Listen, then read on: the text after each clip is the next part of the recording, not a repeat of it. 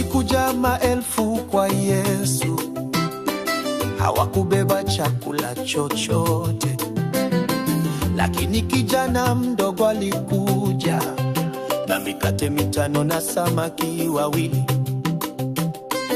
Yesu alichukua hicho kidogo, akatangaza baraka juu yake, akaanza kugawa kwa mikono yake, na wote walikula wakashiba. Kidogo kinatosha mikononi mwa Yesu, kidogo kinatosha, akigusa kinaja. Kugusa kwake tu, kugusa kwake tu, kugusa kwake tu, kidogo kinatosha. Nilidhani sina vya kutosha, nikakaa nyuma na kujificha, lakini Bwana akasema, njoo niweke mkono wangu juu yako.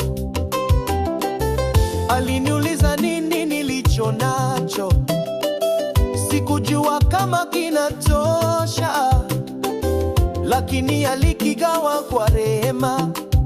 Maisha yangu yamejaa baraka, kidogo kinatosha. Oh, yo, yo, yo. Mikononi mwa Yesu, mikononi mwa Yesu, kidogo kinatosha, akigusa kinaja.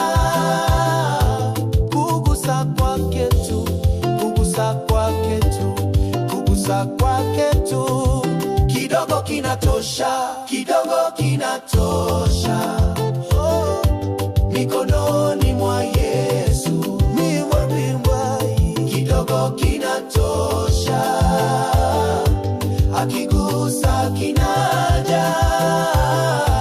Kugusa kwake tu, kugusa kwake tu, kugusa kwake tu, kidogo kinatosha.